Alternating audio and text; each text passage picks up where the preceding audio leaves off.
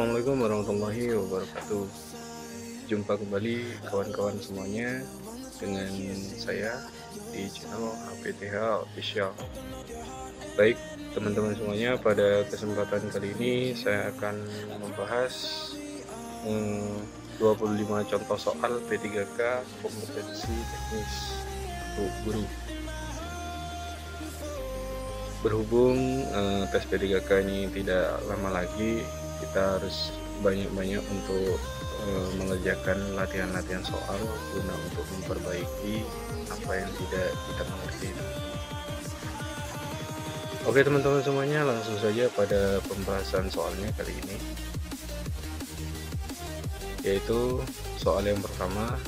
Dalam proses pembelajaran, agar proses pembelajaran dapat berjalan dengan efektif, maka guru perlu mempunyai sikap sebagai berikut, kecuali. Nah, di sini sudah ada jawabannya teman-teman, yaitu memberikan balikan dan pengayaan sebagaimana diperlukan. Jadi kita cukup memberikan umpan balik atau pengayaan kepada siswa didik kita dengan memperhatikan proses pembelajaran yang sudah berjalan dengan efektif. Oke teman-teman, lanjut pada soal berikutnya.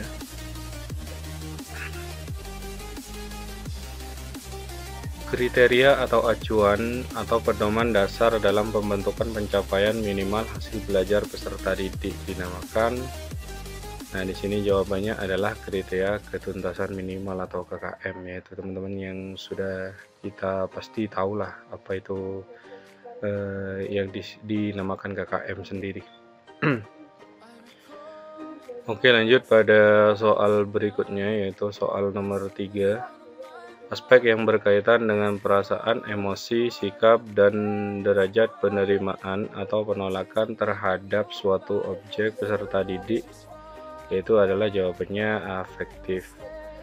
Afektif ya teman-teman, karena kita sendiri adalah untuk menjawab soal yang berkaitan dengan perasaan, emosi, sikap, atau derajat penerimaan atau penolakan terhadap suatu objek peserta didik, yaitu adalah afektif ya teman-teman.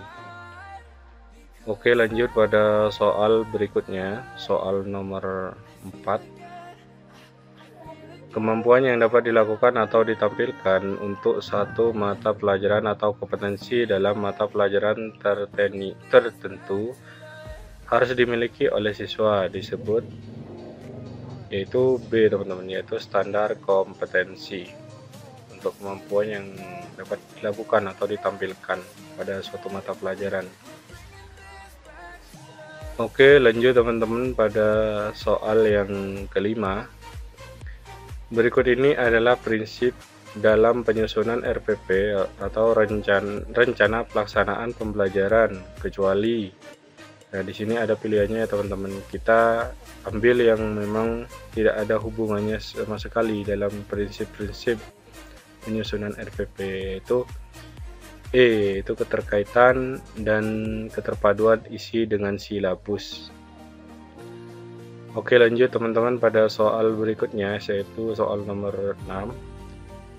Yang tidak termasuk dalam 4 kompetensi yang harus dimiliki oleh guru profesional adalah kompetensi keahlian ya teman-teman.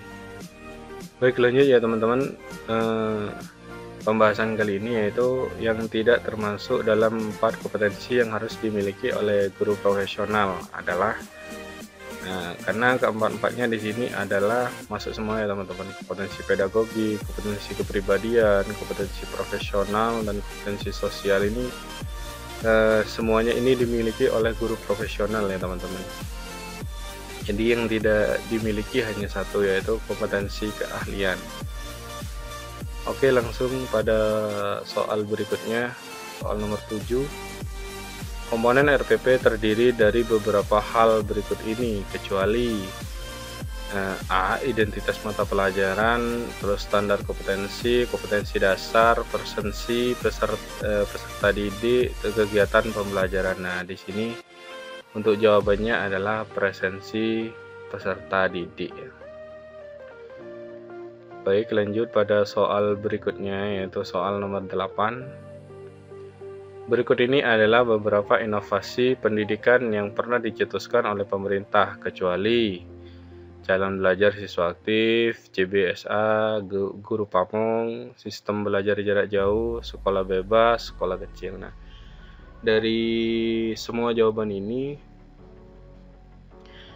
yang pernah dicetuskan oleh pemerintah, yaitu ini sudah pernah semua ya teman-teman. Calon belajar siswa aktif ini sudah, terus guru pamong, sistem belajar jarak jauh, terus sekolah kecil ini sudah. Cuma yang belum ini adalah sekolah bebas ini teman-teman.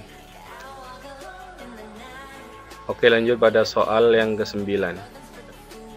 Oh ya teman-teman, nanti untuk soal ini saya akan bagikan pada link deskripsi ya teman-teman, untuk linknya biar teman-teman itu bisa mengakses juga di sini. Ini ada pada situs belajar ya teman-teman, bisa nanti teman-teman itu mengambil semua soal untuk bisa teman-teman pelajari sendiri nanti di rumah agar lebih mantap. Nomor 9. Undang-undang yang mengatur tentang sistem pendidikan nasional adalah, untuk jawaban ini adalah Undang-Undang RI nomor 20 tahun 2003 teman-teman. Ya, untuk lebih jelasnya kita bisa buka ya Undang-Undang RI teman-teman. Oke, lanjut pada soal berikutnya. Peraturan Menteri Pendidikan Nomor 20 Tahun 2007 mengatur tentang, ini Peraturan Menteri Pendidikan Nomor 20 Tahun 2007 mengatur tentang standar penilaian pendidikan. Soal nomor 11, kedudukan dosen sebagai tenaga profesional ditetapkan dalam Bab 2 Pasal 3 UU Guru dan Dosen Nomor 14 Tahun 2005. Jadi kedudukan dosen sebagai tenaga profesional itu ditetapkan dalam undang-undang ya teman-teman. Bab 2 Pasal 3 Undang-Undang Guru dan Dosen nomor 14 tahun 2005. Bisa diingat dan dihafalkan teman-teman. Siapa tahu nanti bisa soal ini bisa muncul kembali. Soal berikutnya yaitu prinsip profesionalitas yang harus dimiliki dosen atau guru sesuai UU Guru dan Dosen adalah sebagai berikut kecuali. Nah, untuk jawaban di sini yaitu C, mampu mengenal karakteristik setiap siswa atau setiap mahasiswa di perguruan tinggi atau sekolahan. Seperti itu teman-teman. Oke, langsung ke soal berikutnya. Soal nomor 13.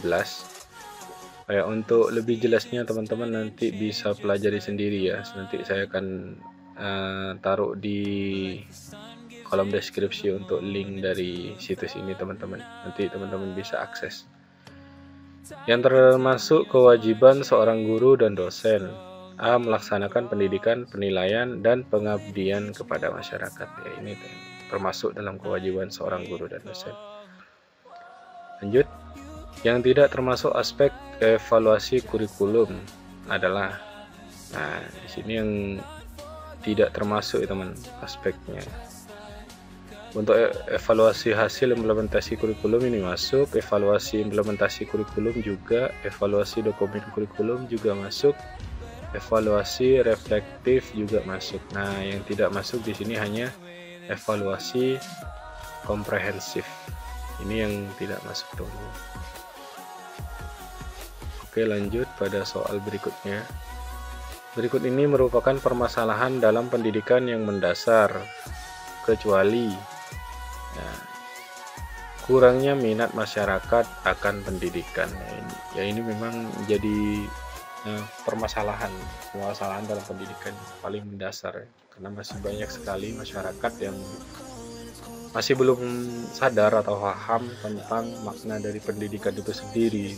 Jadi kurang sekali minat dari masyarakat itu akan pendidikan, itu memang sangat kurang, terutama di pedesaan teman-teman. Jadi memang sangat-sangat kurang sekali. Jadi butuh sosialisasi lebih mendalam untuk itu. Baik, lanjut pada soal berikutnya. Agar siswa bereaksi terhadap materi yang kita berikan, maka gambar yang akan digunakan sebagai media pembelajaran dalam proses belajar SR haruslah, nah ini jawabannya adalah semaksimal mungkin ya. Oke, lanjut. Di bawah ini adalah contoh dari adanya dampak dari keyakinan akan kemampuan diri seorang siswa, yaitu Hesti merasakan sakit perut karena akan mengikuti tes. Ya, ini teman-teman untuk jawabannya. Lanjut pada soal berikutnya. Dalam penerapan strategi pembelajaran berbasis multiple intelligence, ada langkah-langkah yang dapat digunakan antara lain: membuat kebijakan baru mengenai strategi pembelajaran, mengkaji kembali apa yang telah dipelajari oleh siswa, memperdayakan semua intelijensi yang dimiliki oleh siswa, menyediakan fasilitas yang lengkap untuk semua jenis kecerdasan. Nah, di sini jawabannya adalah memperdayakan semua intelijensi yang dimiliki oleh siswa. Lanjut pada soal berikutnya. Kegiatan berikut adalah salah satu cara untuk mengaktifkan indera anak didik kita agar dapat berkembang secara maksimal, yaitu siswa belajar di ruang laboratorium bahasa, yaitu untuk salah satu cara mengaktifkan indera anak didik, teman-teman, biar bisa berkembang dengan cara yang maksimal, teman-teman. Jadi kita bisa mengajak siswa untuk belajar di ruang laboratorium bahasa. Lanjut, pada waktu mengajar, guru memberikan hadiah atau pujian kepada siswa yang berhasil menjawab atau menyelesaikan satu soal. Dalam hal ini, guru menerapkan teori belajar. Nah, untuk jawabannya ini ya teman-teman, connectionism. Lanjut pada soal berikutnya. Ada tahap-tahap yang harus dilalui guru pada waktu mengembangkan strategi pembelajaran. Salah satunya adalah guru menetapkan atau merumuskan tujuan untuk mengukur keberhasilan dari proses pembelajaran tersebut. Apa yang dilakukan oleh guru tersebut ada pada tahap pengembangan. Nah, untuk jawabannya adalah pengembangan kurikulum. Lanjut pada soal berikutnya. Alat ukur yang digunakan untuk mengukur kemampuan efektif siswa digunakan yaitu tes berupa angket untuk mengukur kemampuan efektif siswa. Tes objektif tidak mungkin ya teman-teman, terus kemampuan gerak juga tidak, kemampuan fungsional otot juga tidak ya, teman. Jadi yang digunakan adalah tes berupa angket. Lanjut, langkah pertama dalam mencari nilai rata-rata yang tidak dikelompokkan, yaitu jawabannya adalah A, yaitu menjumlahkan skor-skor yang diperoleh.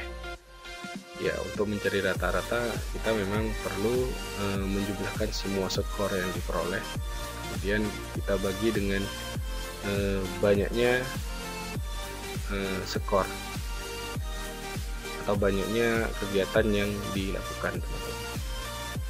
Lanjut, yang tidak termasuk dalam karakteristik kecerdasan interpersonal adalah mudah berkonsentrasi. Ini untuk jawabannya. Soal terakhir, suatu teori belajar dikembangkan untuk membangun prinsip-prinsip belajar secara ilmiah. Ini merupakan tujuan dari teori, yaitu teori kognitif. Nah, ini untuk jawabannya ya teman-teman. Oke teman-teman, mungkin itu dulu untuk pembahasan soal kali ini. Nanti untuk lebih jelasnya saya akan bagikan link di deskripsi video ini agar teman-teman bisa mengaksesnya dan bisa mempelajari kembali di rumah. Baik teman-teman, terima kasih, itu saja dari saya, kurang lebihnya saya mohon maaf. Akhir kata, wassalamualaikum warahmatullahi wabarakatuh. Sampai jumpa kembali di konten saya selanjutnya.